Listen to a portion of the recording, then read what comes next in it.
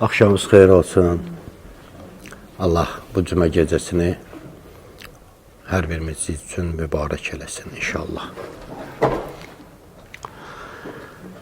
Suleddin dərslərinə davam edirik. Bu günləri 3-cü dərsizdir. Elhamdülillah artıq 3-cü həftədə bu dərsi davam elətdiririk. Keçən dərsimizin mövzuları bunun üzərində idi ki, niyə biz din araşdırmalıyıq? Dinin insan həyatında nə rolu var? Din olmasa insan həyatı necə olar? Və bəzi hisslər ki var, insanda olan fitri hisslərə toxunduq ki, bunlar xas insana məxsus hisslərdir. Xas. Heyvanda bu müşahidə olunmayıb. Məsələn, materialist düşüncəsində bu cür ki, insan keçmiş heyvandır. Yəni, heyvanın təkamülləşməsi vasitəsilə təcrübələrlə gəlib bugünkü insan halını, insan formasını alıb. Amma biz insana baxanda elə hisslər onda müşahidə edirik ki, o heyvanda yoxdur. Və bu da maddənin kamilləşməsindən yarana bilən bir şeylər deyil. Fitri olan hisslərdir, təcrübə ilə ələ gətirilən bir şeylər deyil. Fitrət elə bir anlamdır ki, onu tərif eləsək bu cür sözlər deyərik. Fitrət insanın yaradılışı ilə eynidir. Fitrət o varlığın yaradılışı ilə eynidir, ümumidir. Bütün insanlarda bu var, dəyişməz, heç zaman dəyişməz və harda zamanı yoxdur, keçmişdə, qədimdə də o insanlarda olub, bundan sonraki gələn insanlarda da olacaq. Bu fitrətdir, insanın yaradılışı ilə eyni olan hisslərdir. Və bugünkü biz insanlara baxanda elə xas hisslər onlarda görürük ki, bugünkü insan növündə elə xas hisslər görürük ki, bu hisslər heyvanda müşahidə olmayıb. Xatırlayırsınızsa, yadınızı salaq, məsələn, tam axtarış hissidir, gözəlliyə meyl eləmək hissidir, din hissidir, kamilliyi olan sevgi hissidir və toxunmadıq, məsələn, tam ədalət hissləri var, insanın ruhunun ölməzliyi hissi var, yəni insan daim yaşama düşüncəli bir varlıqdır, ölməyəcək deyə düşünən bir varlıqdır və s. Və olan içərisində də bir əxlaqi hissi var insanın, əxlaq hissi var. Yəni, insan heyvandan fərqli olaraq xasiyyətlərini gözəlləşdirə bilir, xasiyyətlərini kamilləşdirə bilir. İnsan üçün bir əxlaq termini var. Bu heyvanda yoxdur. Və əxlaqın ölçüləri nədir? Nədir bu əxlaqın ölçüləri? İnsan əxlaqı nə ilə təyin edir? Bax, əxlaqın meyarı nədir? Dindar insanlar deyirlər ki, əxlaqın meyarını Allah təyin edir. Niyə? Çünki insanın fitrətini, yaradılışını, ruhunu Allahdan gözəl tanıyan yoxdur. Və Allah bilir ki, insan üçün ən gözəl nədir? Ən yaxşı nədir? Ən düz nədir? Ən pis olan nədir? Ən rəzil olan nədir? Və bu təyin olunan xüsusiyyətlər, əxlaqi xüsusiyyətlər bir din üçün təyin olunmur. Bəşər üçün təyin olur, insanlıq üçün təyin olur. 1000 il bundan qabaqki ilahi əxlaq ölçüləri ilə bugünkü əxlaq ölçüləri eynidir.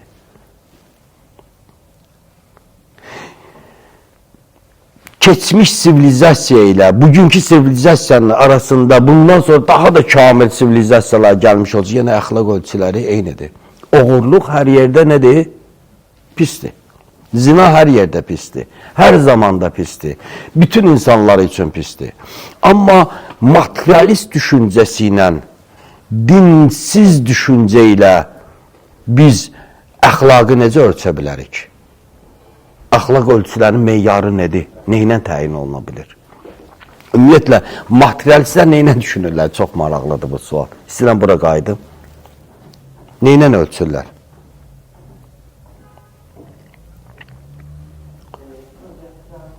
Əxlaq ölçüsünün yaxşı bir pisi neynə seçir? Bu bir sualdır. Yaxşı ilə pisin ölçüsü nədir? Xeyr ilə şərin ölçüsü nədir? Abur, həya ilə və yaxud da onun əks olan rəzalətin ölçüsü nədir? Neynə təyin olunur materialist dünya görüşündə? Din olmayan bir dünya görüşündə, tutağım da ateist, deist, nə bilim, agnostik, bunların birində bu ölçülər neynə təyin olunur insanlar arasında? Maraqlıdır da bu, hə? Qaydarıq ona da. Ona da qaydarıq. Məsələn, adətən materialist fəlsəfəsində əxlaq çox vaxt ictimai müqaviləyə əsasəndir. Bunun anlamı nə deməkdir? Bunun anlamı budur ki, bir cəmiyyətin qəbul elədikləri nədir? Əxlaqdır və yaxud da ki, əxlaqdan kənardır. Əxlaqsız sözü düz ifadə deyil. İstəyirəm burada sizə toxunam. Bu məsələ dilləri frankes əxlaqsızdır. Əxlaqsız insan yoxdur. Ya əxlaqlı var, ya əxlaqdan kənar, yəni əxlaqın ziddi olan, ya fəzilətdir, ya nədir? Rəzalətdir. Əxlaq özü xulq kəlməsindəndir. Xasiyyətin cəmidir.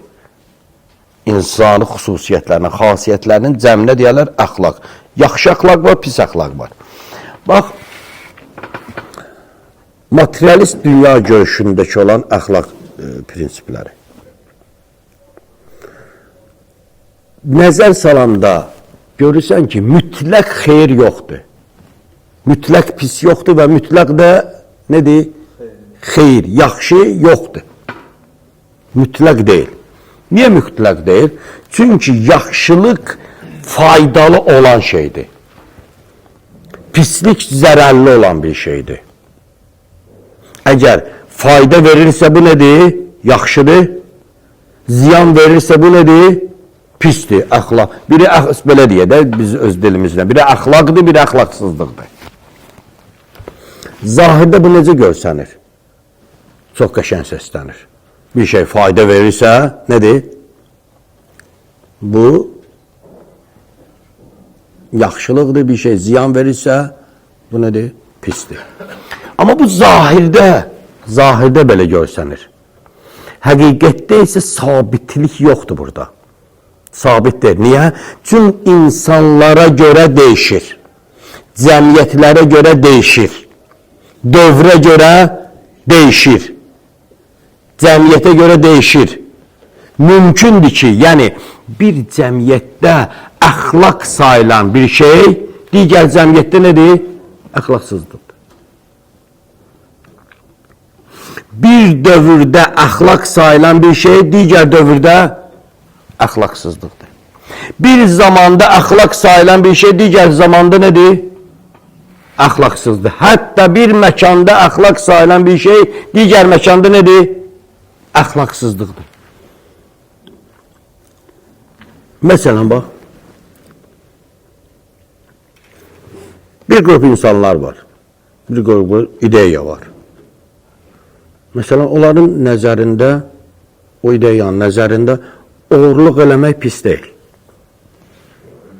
Oğurluq eləmək pis deyil. Yaxşıdır. Amma necə oğurluq? Kasıbdan oğurluq pisdir. Varlıdan oğurluq, zalimdan oğurluq. Oğurluq nədir? Yaxşıdır bu. Fərdinə görə, zamanına görə, bu da bir əxlaqdır da. Bu deməli pisdirsə, nədir? Qeyri-əxlaqdır. Yaxşıdırsa demək əxlaqdır, bəyənilir, halal olsun. Yaxşı şüur da bu. Əxlaqi kəfiyyət salih. Ya məsələn görərsən ki, bir məkanda bir şey mədəniyyət sayılar, dəniz kənarında soyunmaq mədəniyyətdir, 100 metr o yanda artıq nədir? Mədəniyyətsizlikdir. Fərdə zamana görə dəyişir bu düşüncələr. Düşünür. Mümkündür ki, bəzən məsələn, mərhəmət hissi. Bir mərhəmət hissi. Əgər mərhəmət hissi cəmiyyətə faydalı olacaqsa, deyir, bu faydalıdır, bu yaxşıdır, bu əxlaqdır. Yox, bu mərhəmət hissi birlik yaratmayacaqsa, demək, bu heç bir yaxşı deyil. Və bunun üzərində də baxsaz, yarışlarsınız, görərsiniz, tanış sözlərdir bunlar. Bunlar tanış sözlərdir. O cəmiyyətlərə baxsaz, görəcəksiniz, bəli, bu praktikalardan çox istifadə olunur. Çox istifadə olunur. Adətən də deyərdim ki, bu materialist dünya görüşü kapitalist cəmiyyətlərinə çox yararlıdır. Niyə? Çünki bu faydaların, mənfəətin və iqtisadiyyatın öndə olduğu bir şeydir. Faydası varsa nədir? Yaxşıdır. Ziyanı varsa deməli nədir? Pisdir. Və bu dünya görüşü də adətən materializm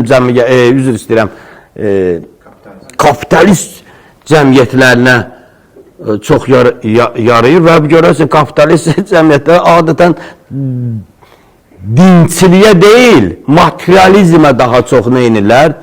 Köklənirlər. Çünki işlərdə çox yarayır onların. Məsələn,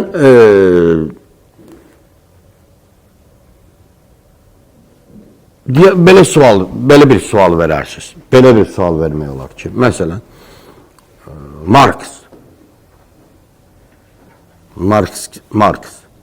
o kommunist, sosialist düşüncəni yaradan bir şəxs idi. Onun nəzərində din və əxlaq hakim dairənin əlindəki silah alətləri idi. Hakim dairənin əlindəki nədir? Silahdır. Alətdir, silahdır, bir alətdir. İnsanları idarə eləməkdən ötürü. Niyə belə düşünür? Çünki məsələn, din və əxlaq terminlərində də sözlər var. Bu olar, bu olmaz. Qadağanlar var da. Qadağan və əxlaq terminində nə var? Olmaz. Bu ayıbdır, bu rəzalətdir və s. Bu da deyir, bu idarəçilik. İdarə eləyir. Aşağı təbəqə adətən bunu ilə idarə eləyir.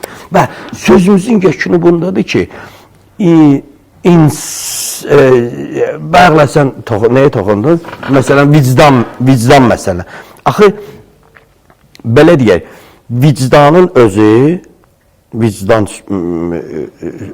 özü anlayışı, vicdan anlayışı və vicdansız anlayışı var. Vicdan aktiv halı var. Bir də nə halı var? Pasif halı var. İnsan səhvləri təkrarladıqca nə olur? Başlayır pasifləşməyə. Və yaxud səhv eləyir. Vicdan insanı Quranda, məsələn, vicdanın adı nədir? Nəfsi ləvvamə. Qurandakı adı nəfsi ləvvamədir. Özünü danlayan nəfs. İnsan bir səhv eləyir. İnsan bir səhv eləyir və o səhvdən vicdanı onu neyniyir? Danlayır. Aydındır. Nəfs onu danlayır. Vicdan biz deyək ki, narahat olur. Belə düşünək. Vicdan narahat olur. İnsan ona bəhanələr gətirir. İndi burada bəhanə, yox, mən neynəməli idim ki? Mən məcbur idim, ac idim oğurluq eləməyə. Mənim başqa çıxışım yox idi. Bəhanələr gətirdikcə nə həmin o vicdan başlayır nə olmağa? Susmağa, passivləşməyə.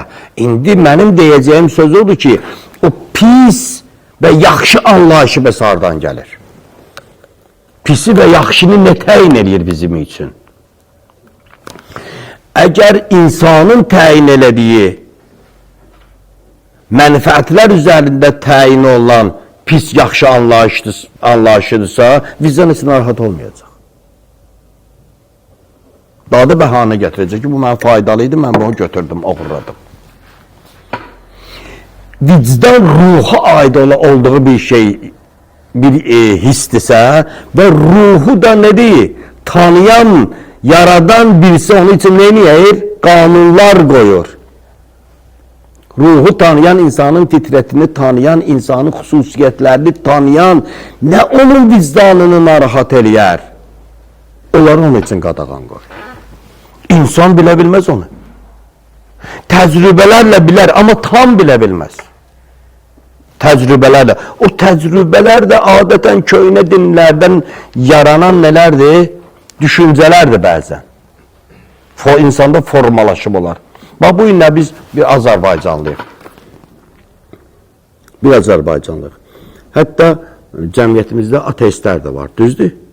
Amma baxsan onun həyat tərzinə, milli həyat tərzinə, bir şeydir, Azərbaycanlıdır da, onun milli həyat tərzinə baxsan və onun əksər düşüncələrinə baxsan, o nəzəri ateizmi çıxsaq, görərsin, bu yenə də bir müsəlmandır. Niyə? Çünki bizim Azərbaycanlığımız, deyirik biz Türk'ü, bizim Türkliyimiz minlərdir, nə ilə qarışıb? İslami dünya görüşlə, İslam mədəniyyəti ilə qarışıb. Biz məsələn 1400 yıl bundan qabaqçı türklər deyilik. 1400 yıl bundan qabaqçı Azərbaycanlılar heç deyilik. Bizim kimliyimiz İslamla qarışıb, düşüncələrimiz, yəni İslamla qarışıb.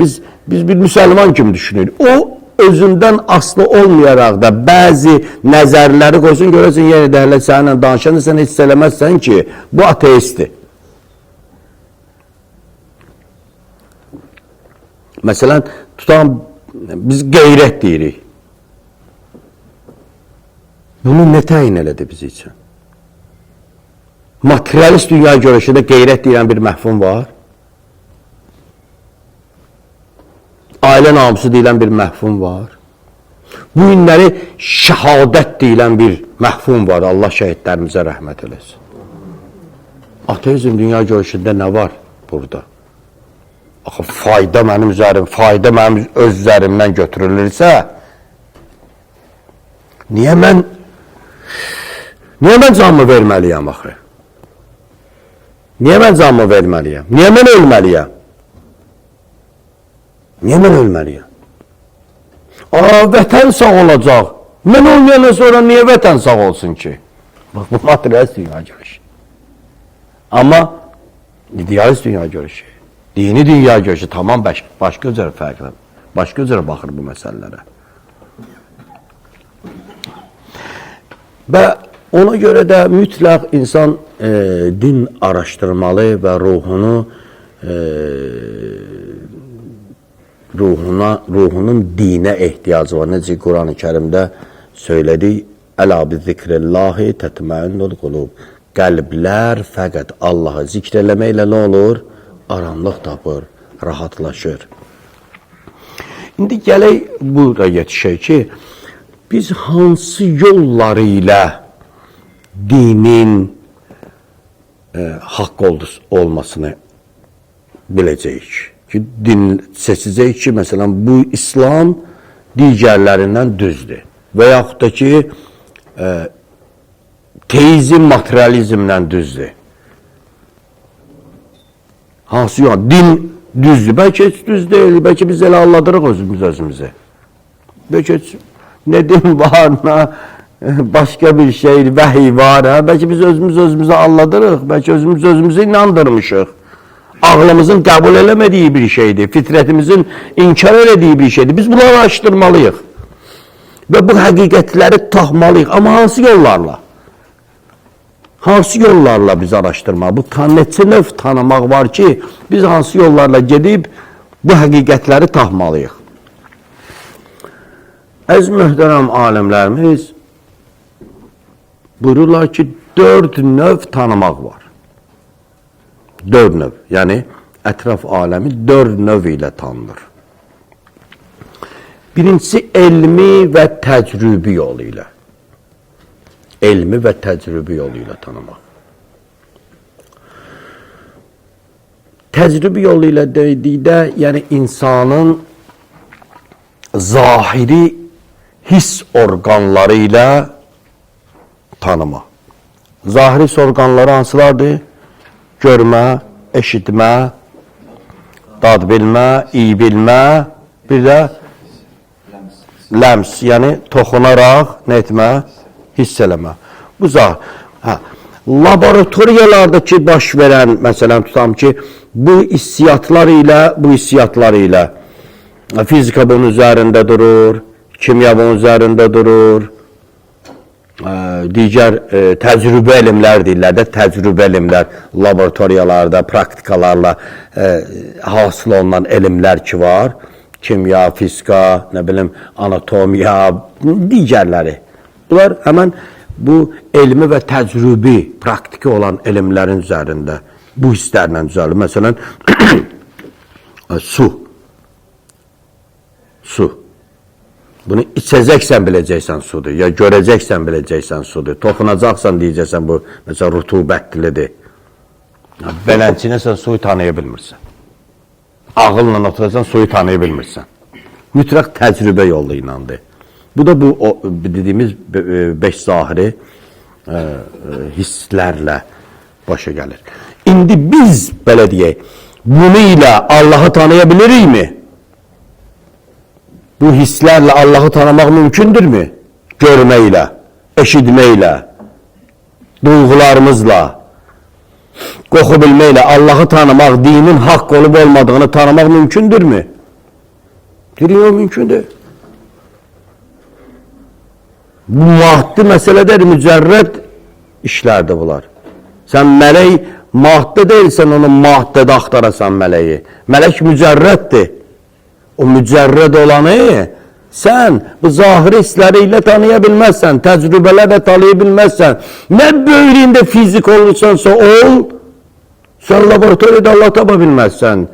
Nə böyründə kimyası olursan ol, sən laboratoriyalarda təcrübə yolu ilə, təcrübə elmləri ilə Allahı tanıya bilməzsən, mümkün deyil. Deməli, başqa bir tanışlıq da var, tanıma yolu da var. Onu deyirlər, əqli tanıma. Əql yolu ilə, ağıl yolu ilə tanımaq. Məsələn, məntiq, fəlsəfə, yəni düşüncə yolları, məsələn, bunlar əqli elmlərdilər. Əqli elmlərdilər bunlar. Və əql yolu ilə bir cürə də tanımaq var. İndi biz qaydacaq bunlara. Deyiblər, üçüncü bir yol da var. Misbah Yezdi, rəhmətullahi aleyh, deyir, üçüncü bir yolda var. Və ya digər bizim alimlərimiz, fəlsəfisi alimlərimiz deyiblər ki, üçüncü bir yolda var. Üçüncü yolda vəhiy yolu, təəbbüdü deyirlər buna. Təəbbüdü. Təəbbüdü nədir? Yəni, yuxarı bir aləmin, səndən yüksək bir aləmdən gələn informasiya ilə nə eləmək? Tanıma. Belə qısa, belə şobudu misal çəkim. Bir uşaqdır, bilmir. Bu işıqdır, tokdur. Daha yaşlısı deyir ki, bu tok var ha burada. Əlbi vurma səni neyər? Öldürər. Artıq bunun düşüncəsi, elmi bundan nədir? Daha yuxarıdır. Və vəhiy aləmi deyilir. Vəhiy, yəni insandan yuxarı bir aləmdən, müqəddəs bir aləmdən, ilahi aləmdən gələn neylərlə? Məlumatlarla tanımaq. Məsələn, Allah deyir ki, məsələn, vəhiy, Peyğəmbər deyir ki, vəhiy vasitəsilə Allah buyurur ki, bu, məsələn, bu dünyadan sonraki da bir dənə nə var? Dünya var. Bu dünyadan sonra da bir dünya var. Onu sən laboratoriyalarda bilə bilməzsən. Ağılla da bəzən bilə bilmirsən. Çətindir. Ağılla sən onu ölçərsən ki, həyat bu ola bilməz, bu qədər kifayət ola bilməz, həyat elə yedin, içdin, yığdın, törüdün, öldün, getdin. Yoxsa keçən dəfə dedim, mənası olar. Həyat mənası olar, həyat əbəs olar. Bu zəhmətlər haif olar gedər ortalıqda. Buna deyirlər vəhiy yolu, təəbbüdü yolunun. Bir də şuhudi tanımaq var, dördüncü şuhudi tanımaq. Şuhudi tanımaq, bəzən deyirlər qəlbi tanımaqdır, bəlkə də deyirlər həqiqi tanımaqdır. Bir əqlin ölçüsü ilə tanımaqdır, bir də qəlbin yolu ilə tanımaqdır. Bunun üçün də böyük yollara ehtiyac var. Məsələn, hər adam bu yola gedə bilməz. Seyli suluk lazımdır, irfani yoldur məsələn. Qəlb təmizliyi lazımdır burada ki, həqiqətin özündən informasiya alasan. Bir var, vasitə ilə informasiya alasan. Vasitə ilə. Bir də var, həqiqətin özündən birbaşa məlumat almaqdır. Buna da deyirlər, məsələn, şuhud yol. Bu dörd növ tanımağın arxasıca da dörd dünya görüşü yaranır. Dörd dünya görüşü. Birincisi, həmən elmi təcrübi tanımaqdan yaranır. Nə?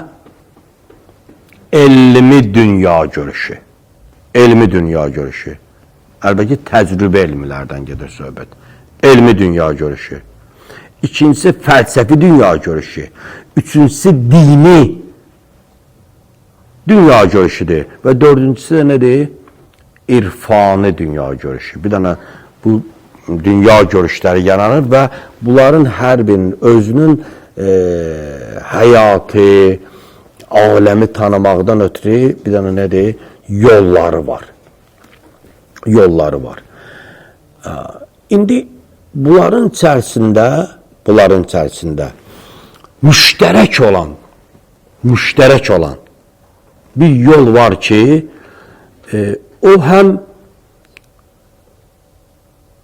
inanclı üçün, həm qeyri-inanclı üçün müştərəkdir. Məsələn, sən dini dünya görüşü ilə danışdın, deyəcəm, mən inanmıram, sən Peyğəmbərdən mənə misal gətirirsən, mən vəhiyyə inanmıram, Peyğəmbərə inanmıram, sən ondan mənə nə misal gətirirsən? Ki, Peyğəmbər belə buyurub. Deyəcəm, Quranda belə buyurub, qardaş, mən Qurana, Allaha inanmıram, sən mənə Qurandan misal gətirirsən. Demək, dünya görüşü burada nə inəməyəcək? Yaramayacaq. Və irfani dünya görüşü ki var, deyəcək, bu sənin özün üçündür. O deyir, mən kimin qəlbindən xəbəri var? Elə deyil? Hacı. Deyəcək, sənin üçündür, irfani dünya görüşü sənin özünə aiddir. Bu da yaramayacaq. Elmi dünya görüşündəki danışdığı təcrübələrini, o elmi dünya görüşündə olan məsələlərdə problemimiz var. Elmi dünya, o da Allahı tanımaq üçün nə olacaq? Kifayət eləmir.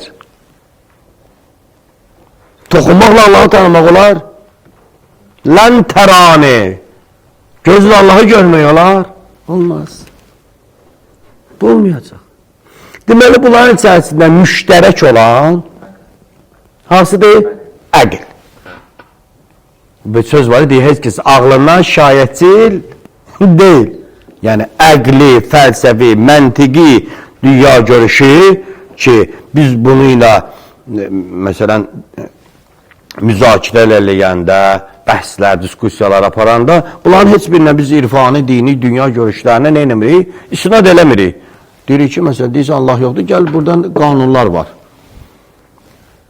Gəl, bax, o qanunlara əsasən Allah var, yoxsa yox. Din lazımdır, yoxsa yox. Ahirət olmalıdır, yoxsa yox. Aydın nə demək istəyəm? Ona görə də biz dərslərimizi, dəlillərimizi neyin üzərinə aparacağıq? Əqli dəlillərlə. Əqli, məntiqi, fəlsəfi dəlillərlə biz öz istədiyimiz həqiqəti nə edə biləcəyik? Tanıyamağa çalışacaq inşallah, Allahın izni ilə. Mərifətlər deyiblər iki cürdür. Sizdə o donma olanda saxlayın, ha? Sağda baxın. Mərifətlər deyiblər iki cürdür. Biri huzuridir, digəri hüsuli. Huzuri mərifət odur ki, o Əvvəl hüsulunu deyib, hüsulu yəni ələ gətirirlər. Hasala sözü. Hə? Hasala, hasıl olur. Bəli, hasıl olar, sonradan ələ gətir. Məndə yox idi. Mən onu nə etdim? Ələ gətirdim. İndi ola bilər sizin aranızda mən danışdıqlarımı bilməyənləriniz var idi. İndi siz onu nə etdiniz? Ələ gətir, hasıl elədiniz. Ona deyirlər hüsuli. Yəni hasıl olunan, sonradan ələ gətirilən mərifət. Bir də var ki, yox, sonradan ələ gətirilən mərifət deyil. Nedir? Elə onun əvvəldən var idi onda. Əvvəldən var idi. Məsələn, din rəhbərlərinin, yəni məsum rəhbərləri demək istəyirəm. Kimlərdir? İmamlar. Onların dünya görüşləri hüsuli deyil, sonradan ələ gətirilən deyil. Nedir? Hüzuridir.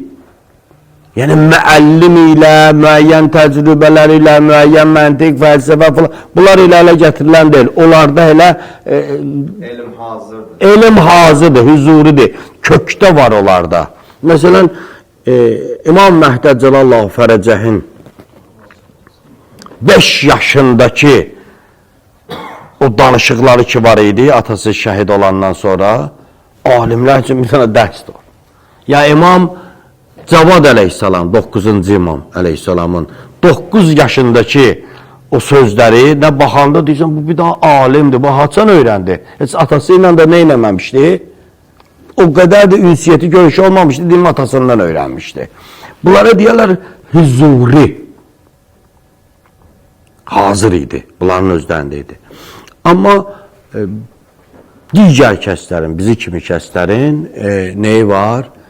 Elmləri hüsulidir. Biz sonradan onu nə etməliyik? Ələ gətirməliyik və bu yəqinliklər üzərində getməliyik ki, bilirsiniz, məsələn, 3 növ yəqinlik var. Bu terminlərdir. Bunların hamısı müqəddimə eləyirik biz ki, sonra bu sözlərdən biz nə edəcəyik? İstifadə edəcəyik. Bu yollardan istifadə edəcəyik. Məsələn, 3 növ yəqinlik var. Biri elmül yəqindir. İkincisi aynul yəqindir. Üçüncüsü haqqul yəqindir. Elmül yəqin, yəni elmlə hasıl olan.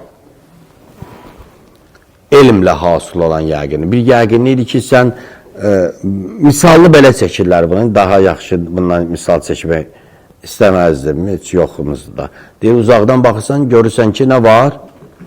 Tüstü var. Tüstü qalxır oradan. Bu tüstünü görmək, məsələn, biz buradan bəzən görürük, şəhəri bir qara tüstü oldu, Allah göstərməsə. Bu sənə ilk nə verir? Nə məlumat verir sənə, nə mərifət verir sənə? Yanğın var. Harasa yanır. Düz? Tüstü. Deməli, sən yanğını görmədin axı. Deyirsən, tüstünü görürəm axı. Tüstü mənə yanğının olmasının məlumatını verir. Bunu da elmül yəqin. İkincisi aynul yəqindir. Yəni görmək kimi olan nədir? Yəqinliyidir. Biz gedirsən sən o tüstüyə sarı, gedirsən yaxınlaşanda, gözün, doğrudan da filan yer yanır. Zibilli yanır, qoy deyək. Allah göstərməz. Filan bir yanan, filan bir yerdir. Onu gördü. Bu aynul yəqin, görən kimi yəqinliyidir. Bir qədər də yaxınlaşdın, isti sən özü də, istini sən neynisən?